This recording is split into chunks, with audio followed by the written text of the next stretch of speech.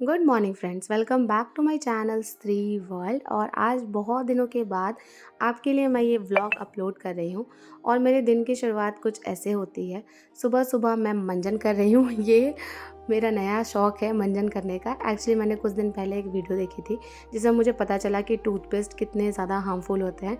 उसके बाद मैं सीधे मंजन पर स्विच हो गई हूँ और अभी आ गई हूँ किचन में, किचन का काम करने के लिए।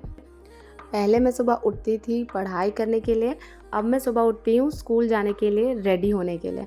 और सुबह सुबह मुझे जो काम है सुबह का वो करना ही होता है। और अब ना लेकिन बहुत प्राउड फील होता है मुझे जब भी मैं रेडी होती हूँ स्कूल जाने के लिए। तो मुझे इतना अच्छा लगता है कि चलो मैं फाइनेंशियली इंडिपेंडेंट हो गई हूँ। और जब आप स्कूल जाएंगे और वहाँ पे बच्चों से मिलेंगे और बच्चे जब आपको अप्रिशिएट करेंगे, आपको good morning ma'am, good afternoon ma'am, या फिर आपकी हर बात मानेंगे, तो आपको इतना अच्छा लगेगा कि नहीं, आपके हाथ में कहीं ना कहीं वो पावर है कि आप बच्चों की लाइफ को चेंज कर सकते हैं। मैं तो यही कहूँगी कि अगर आप टीआरई 2 से सिलेक्टेड हैं या फिर आप टीआरई 3 की तैयारी कर रहे हैं, तो जब भी आप स्कूल में जाएंगे तो अपने साइड से स्टूडेंट्स के लिए स्टेप ज़रूर लीजिएगा। क्योंकि आपको सबसे ज़्यादा जॉब सेटिस्फैक्शन तभी होगा जब आपका जो जॉब है वो आप ऑनेस्टी के साथ कर रहे होंगे। नहीं तो फिर आपके अंदर ना वो गिलानी वाली फीलिंग रहेगी कि टीचर बनने के बाद भी हम भी वही कर रहे हैं जो सालों से बिहार में होता आ रहा है। तो ये चीज़ बहुत ज़रूरी है कि आपको थोड़ा तो चेंज लाने की कोशिश करनी ही पड़ेगी। और मुझे ऐसा लगता है कि हम ही वो टीचर्स होंगे जो कि बिहार के एजुकेशन सिस्टम को आज नहीं लेकिन 10 साल के बाद तो ज़रूर चेंज करके रख देंगे। तो फाइनली मेरा किचन हो गया है क्लीन और अब मैं चाय बनाने जा रही हूँ। तो जब तक मैं चाय बनाती हूँ आपको कुछ इंपॉर्टेंट इन्फॉर्मेशन दे देती हूँ। आप में से बहुत लोग पूछते हैं कि दी इतने कम टाइम में एनसीईआरटी और एससीईआरटी को कैसे कंप्लीट करें। तो मैं आपको सजेस्ट करूँगी किरण पब्लिकेशन की ये जो बुक्स हैं ना, 1 to 5th के लिए और 6 to 8 में आपका जो भी सब्जेक्ट है उन दोनों के लिए अवेलेबल है। इसमें आपको एनसीईआरटी प्लस एससीईआरटी का जिस्ट मिल जाएगा और साथ ही साथ आपको चैप्टर वाइज एमसीक्यूज भी मिल जाएंगे। तो अगर आपके पास बहुत ज़्यादा टाइम नहीं है पढ़ाई करने के लिए, तो आप इन बुक्स को कंसिडर कर सकते हैं और यहाँ से एनसीईआरटी और एससीईआरटी को पढ़ सकते हैं।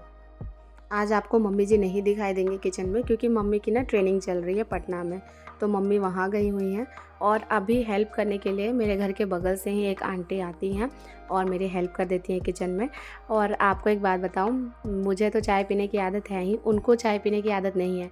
और वो मुझे मना करती हैं कि मेरे लिए चाय मत बनाइए, लेकिन मैं ना उनको अब धीरे धीरे चाय की आदत डलवा रही हूँ।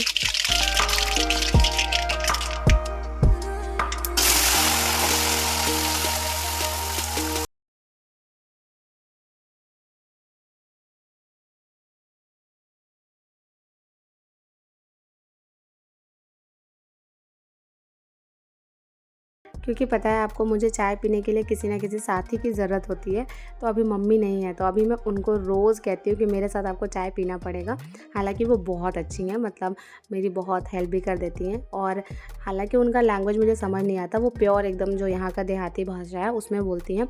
बट मैं समझने की कोशिश करती हूँ और सुनने की भी कोशिश करती हूँ। और अब धीरे धीरे ना मुझे समझ आता है कि वो क्या कह रही हैं। यहाँ पे ये मुझे अपने घर की स्टोरी बता रही थी कि इनकी सास कैसी है और इनकी जो गोतनी है वो कैसी है।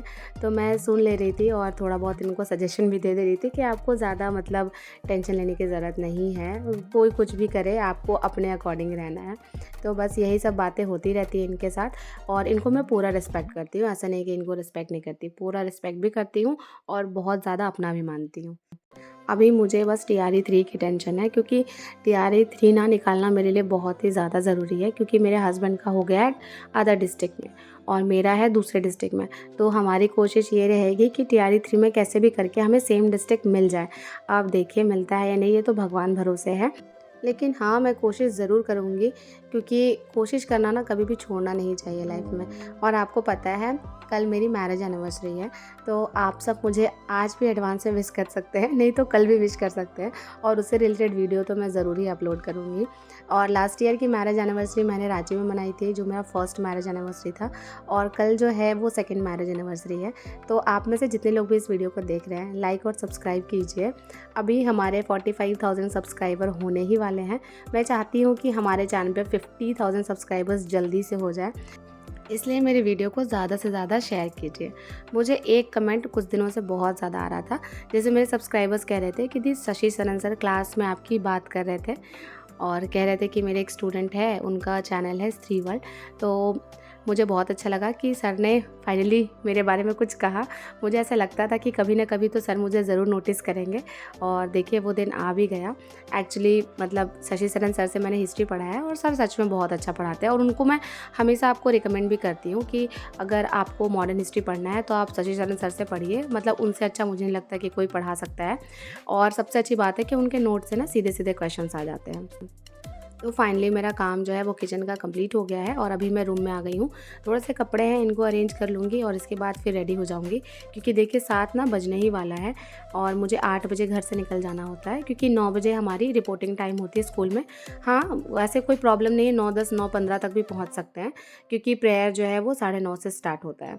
फिर भी मैं टाइम से पहुँचना ज़्यादा अच्छा समझती हूँ कि टाइम से पहुँचो, सब कुछ टाइम से करो, तो वो मेरे लिए ज़्यादा अच्छा होगा। तो अब मैं देखिए फाइनली रेडी हो गई हूँ स्कूल जाने के लिए, और आज मैं आपको दिखाऊंगी कि मेरा स्कूल कैसी जगह पे है और कितना इंटीरियर है। आप में से बहुत लोग पूछ भी रहे थे। तो देखिए, स्कूल जाने के लिए हमें इन रास्तों से होकर गुजरना पड़ता है, और आगे जो जा रही है ना वो मैम है, जिनका सिलेक्शन इंग्लिश के लिए हुआ है 6 to 8 में। और ये देखिए सरसों के पौधों के बीच से हम जाते हैं, और वो जो दिख रहा है ना पिंक कलर का, वो हमारा स्कूल है। तो इधर हमें लगभग 2 किलोमीटर चलना पड़ता है, फिर हम स्कूल पहुंचते हैं। और आज मैं इन बच्चों का टेस्ट ले रही थी, इसलिए क्योंकि अगर आप इनसे पूछेंगे ना कि आप बताइए आपको क्या नहीं आता है, तो ये आपको बताएंगे नहीं। तो मैं क्या कर रही हूँ कि सारे सब्जेक्ट का टेस्ट ले रही हूँ, तो इससे मुझे आइडिया लग जाएगा कि इनकी जो नॉलेज है हर स्टूडेंट की, अगर हिंदी है, मैथ्स है, साइंस है, तो उसमें इनको कितना आता है। तो ये मेरे लिए बहुत ज़्यादा इम्पॉर्टेंट है। और अभी मैंने इनको कहा भी था कि आपको चीटिंग करके नहीं लिखना है, अपना लिखिए, क्योंकि अगर मुझे पता नहीं चलेगा कि आपको कितना आता है, तब तक मैं आपकी कोई हेल्प नहीं कर पाऊँगी। इसलिए ना ये बच्चे बहुत अच्छे से एकदम टेस्ट दे रहे हैं। बताओ, किसका घोंसला कटीला होता है? किसका होता है? और कबूतर दादा क्या कहे थे उसको? सबको याद है? और दर्जन चिड़िया कैसे बनाती है घोंसला? बड़े पत्तों को? और दर्जन चिड़िया की चोंच कैसी होती है? नुकीली? सबको समझ आ गया? चलो ठीक है, अब बोर्ड पे जो लिखा हुआ है उसको उतारो, ठीक है? और इसका कल टेस्ट लेंगे, ठीक? तो फाइनली स्कूल से अब मैं आ गई हूँ घर, और आपको पता है फ्रेंड्स, स्टूडेंट्स को आप पढ़ाएंगे ना तो बच्चे सीखने के लिए इतना ज़्यादा एक्साइटेड रहते हैं। मुझे बड़ा अच्छा लगता है पढ़ा के। मतलब मैं जितनी देर क्लास में रहती हूँ, या तो फ़न एक्टिविटी, नहीं तो फिर उनसे कुछ बात बात में, खेल खेल में उनको सिखाने की पूरी कोशिश करती हूँ। लेकिन हाँ, घर आने के बाद हालत बिल्कुल पंचर हो जाती है, क्योंकि आपको पता है 9 से 5 बहुत ज़्यादा टाइम होता है, मतलब कहीं पे रहना, और फिर 1 घंटा स्कूटी राइड करके घर भी आना होता है मुझे। तो थोड़ा सा तो एग्जॉस्टिंग है मेरे लिए ये, लेकिन हाँ, मुझे ये एग्जॉस्टिंग लाइफ बहुत पसंद है, और मुझे बहुत अच्छा लगता है। हे फ्रेंड्स, अभी जब मैं स्कूल से वापस आई हूँ तो मुझे पता चला कि मेरे हस्बैंड जो है वो आने वाले हैं। तो बहुत अच्छा लगा अंदर से, क्योंकि लगभग 10 दिनों के बाद ये आ रहे हैं, और स्कूल अलॉट होने के बाद फर्स्ट टाइम ये घर आ रहे हैं। और आपको भी ये लग रहा होगा कि अगर आज फ्राइडे है तो ये कैसे घर आ गए। तो चलिए, ये बात ना मैं अपने हस्बैंड से ही पूछ लेती हूँ और आप सबको बता देती हूँ। आप इधर आइए, आप बताइए कि आप फ्राइडे को कैसे घर आ गए? अब ऐसा है कि मेरा स्कूल जो है ना, मतलब उर्दू स्कूल है, ठीक है। तो उर्दू मध्य विद्यालय जो तारापुर है वहाँ पर है। तो उर्दू का अगर कोई आप होंगे तो वो जानते होंगे कि उर्दू में जो है शुक्रवार को छुट्टी रहती है, और बाकी संडे को आपका स्कूल रहता है खुला हुआ। और आपको पता है फ्रेंड्स, मतलब मैं सोचती थी कि चलो मैं ले लेती हूँ 6 to 8 में नवादा में, कम से कम ये सैटरडे संडे तो आ ही जाएंगे। सैटरडे को शाम में निकलेंगे तो संडे को आ जाएंगे, तो हम संडे साथ में बिता लेंगे। लेकिन आपको पता है वो भी अब नहीं हो पाएगा, क्योंकि इनकी छुट्टी फ्राइडे को रहेगी, मेरी छुट्टी संडे को रहेगी। अब कब हम मिलेंगे, ये तो भगवान भरोसे अब हो गया है। हाँ, मुझे तो समझ नहीं अब आ रहा। छुट्टी का भी वो है ना कि उर्दू वाला कैलेंडर अलग होता है। अब अच्छा। उनके उनके त्योहार में मतलब ज्यादा छुट्टी मिलेगी, और हिंदू वाले त्योहार में कम छुट्टी मिलता है। अरे यार।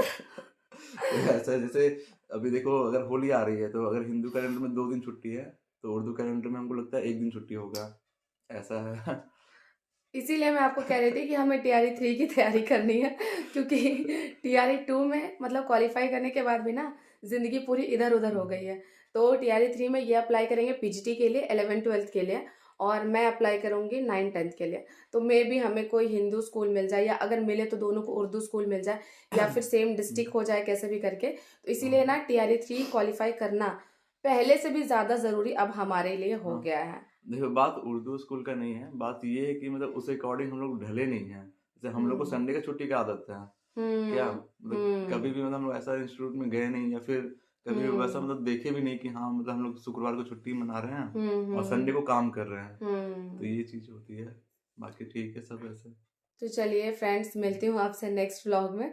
आई होप आपको सारे अपडेट हमसे रिलेटेड मिल गए होंगे। आप में से बहुत लोग पूछ रहे थे दी आपको कौन सा स्कूल अलॉट हुआ, कितना दूर है। फ्रेंड्स, मैं आपको एक और बात बताती हूँ।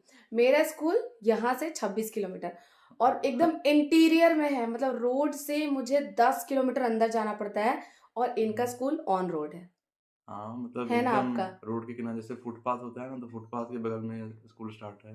सोचिए, तो मतलब हर तरफ से ना परेशानी कहीं ना कहीं मुझे ज्यादा हो रही है और इनको कम हो रही अरे तो हम है। भी तो वहाँ मतलब रूम लेके रहेंगे ना, ऐसा थोड़ी कि घर से आना हाँ जाना वो भी करेंगे। है, इनको अलग से परेशानी भी है। तो चलिए फ्रेंड्स, आई होप आपको सारी अपडेट्स हमारे रिगार्डिंग मिल गई होगी। मिलती हूँ आपसे नेक्स्ट व्लॉग में। अगर ये वीडियो अच्छी लगी हो तो लाइक, सब्सक्राइब एंड शेयर। तब तक के लिए अपना ध्यान रखिएगा।